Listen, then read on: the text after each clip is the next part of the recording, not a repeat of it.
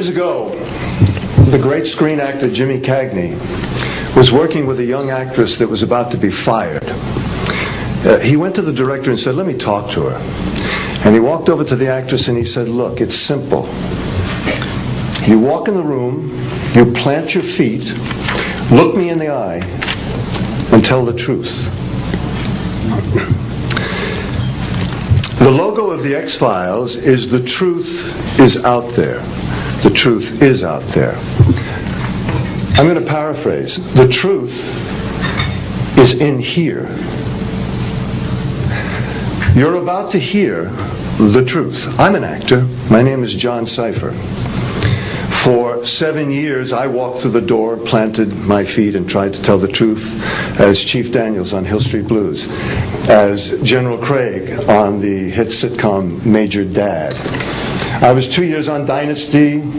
You're on Knots Landing. I've done 5 afternoon soap operas, 12 Broadway shows, and 20 films. One of the Broadway shows I did was the great musical Man of La Mancha on Broadway. I was Richard Kiley's original understudy. I sang the words to dream the impossible dream, to fight the unbeatable foe, to bear with unbearable sorrow, to run where the brave dare not go. I'm here to introduce your host this morning, Dr. Stephen Greer. He's a man who is running pell-mell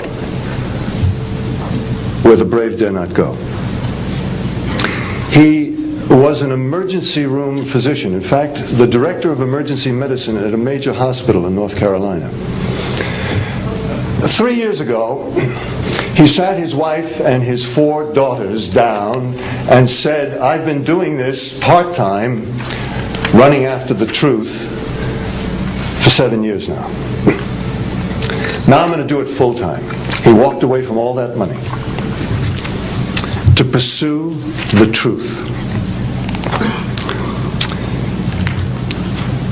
I always think of Hamlet's great line to Horatio, "There are more things between heaven and hell than are dreamed of in your philosophy, Horatio." I'm going to introduce a man who says, there are more things between heaven and hell than any of us have accepted. And I have the witnesses and the documents to prove it. Ladies and gentlemen, Dr. Stephen Greer.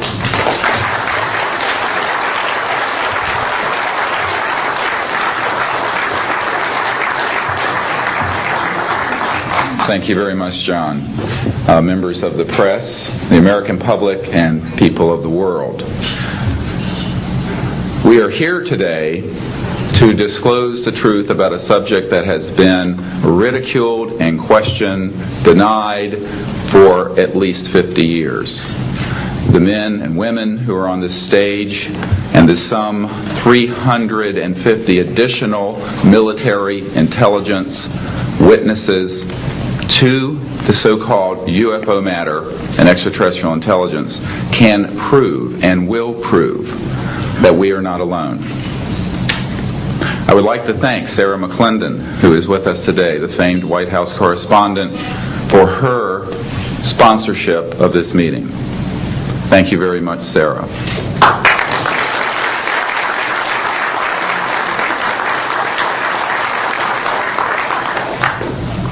In 1993, a group of military advisors to this project and I met out in the countryside in Virginia.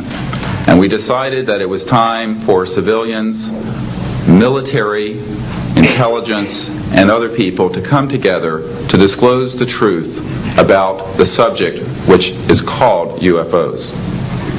Since that time, I have personally briefed a sitting Director of Central Intelligence, James Woolsey, President Clinton's first CIA director. I have personally briefed the head of the Defense Intelligence Agency, the head of Intelligence Joint Staff, members of the Senate Intelligence Committee, many members of Congress, members of the European leadership, the Japanese cabinet, and others. And what I have found is that none of them are surprised that this is true, but they are uniformly horrified that they have not had access to these projects. We can establish through these witnesses whom we have identified, which now number over 400, and these are people who have been inside the CIA, NSA, NRO, Air Force, Navy, Marines, Army, all divisions of the intelligence and military community, as well as corporate witnesses, contractors to the government. And these are folks who have been involved in so-called black budget or covert unacknowledged projects. These unacknowledged special access projects are taking in at least $40 to $80 billion per year. And they are sitting on technologies that can change the world forever. The reason we are coming forward now is that we are asking for the U.S. Congress and for President Bush to move towards an official inquiry and disclosure on this subject. It has the most profound implications for the human future, for the U.S. national security, and for world peace. Specifically, technologies connected to UFO and extraterrestrial vehicles, if declassified and used for peaceful energy generation and propulsion, would solve the looming energy crisis definitively, would end global warming, would correct the environmental challenges that the Earth is facing. It is also critical that we begin to debate as a society the propriety of placing weapons in space. If indeed, as we can prove, it is true that we are not alone and that space is territory which we are sharing with other civilizations, it could be a very imprudent, destabilizing thing to place weapons in space. This is not being debated because it is off the national and international radar screens. It needs to be placed on it, and we are here today to do it. We can establish through this testimony that these objects of extraterrestrial origin have been tracked on radar going thousands of miles per hour, stopping and making right-hand turns. That they use anti-gravity propulsion systems, which we have already figured out how they work in classified projects in the United States, Great Britain, and elsewhere. That these objects have landed on terra firma, at times have been disabled, and have been retrieved specifically by teams within the United States, that extraterrestrial life forms have been retrieved and their vehicles have been taken and studied thoroughly for at least 50 years. We can prove through the testimony and documents that we will be presenting that this subject has been hidden from members of Congress and at least 2 administrations that we are aware of, presidential administrations, and that the Constitution of the United States has been subverted by the growing power of these classified projects, and that this is a danger to the national security. There is no evidence, I wish to emphasize, that these life forms from elsewhere are hostile towards us, but there is a great deal of evidence that they are concerned with our hostility. There are times when they have neutralized or rendered inert the launch capabilities of intercontinental ballistic missiles. Witnesses here today will describe those events to you.